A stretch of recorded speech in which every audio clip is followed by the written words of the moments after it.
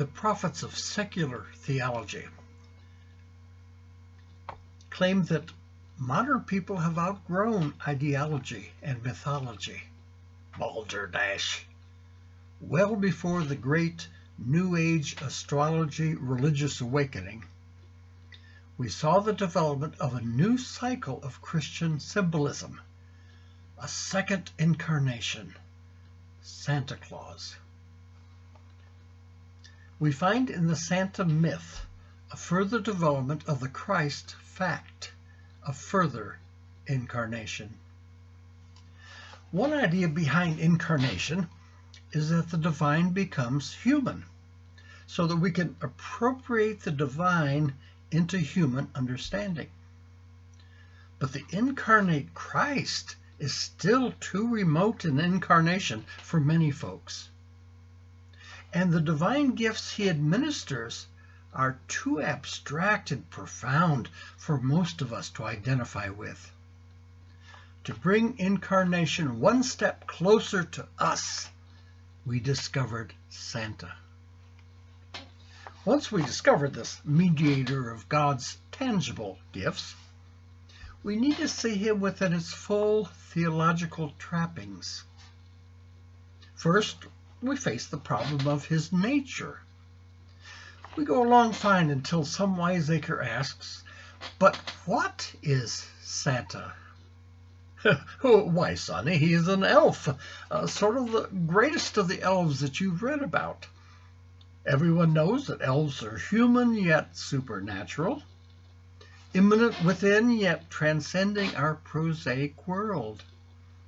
And they are far more picturesque than spirits or spirit-human combinations, far more picturesque than ghosts, holy or otherwise."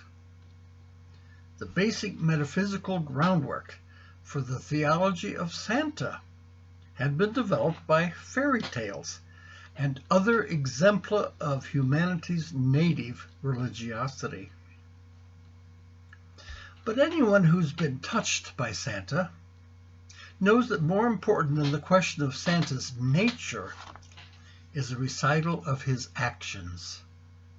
Who cares, except picky theologians, what the King of Elves is made of? What is crucial is that he come at the appointed time to fulfill the expected events for which the world has prepared. His is not merely a first and second coming. His is a yearly coming, a throwback to cyclical history, which makes us realize that the once-and-for-all acts of God cannot be understood by ahistorical modern humans, and someday in another age hope is too distant for the now generation. A whole set of miracles accompany his incarnation eschatology drama. Not just miracles for those for whom minor spirituality proves major spirituality, but miracles that make his acts of salvation possible, such as flying sleigh and reindeer, and the descending unto earth and ascending into the heavens through prohibitive chimneys. It is easier for a fat man to get through the chute of a chimney than for a camel to go through the eye of a needle. The miracles are rounded out by his ability to descend and ascend into every home and heart with a boundless bestowal of God's gifts, all at the same time at 12 midnight Christmas Eve. The miracle is not diminished by the time change advantage. Such simultaneity can only be explained as a moment of eternity breaking into time, a kairos moment. We have talked about his nature and his actions. Also important is his person. The person of Santa takes the best of the "Our grandfather who art in heaven" tradition, without being encumbered by a man of sorrow's tragic streak. His cross is the ever-living Christmas tree, over which he is triumphant without being hanged first. His incarnation is more self-contained. No embarrassing prayers to his God, and more comfortable to live with. The acts and person of Santa imply an eschatological ethic. Crasser boys and girls need a simplified, legalistic, you better watch out, he's making a list, Santa Claus is coming, rewards and punishment ethical threat. But those who have caught the spirit of Christmas, and not only the letter, accept his grace. The hope of his imminent coming enables them to live as if he has already come.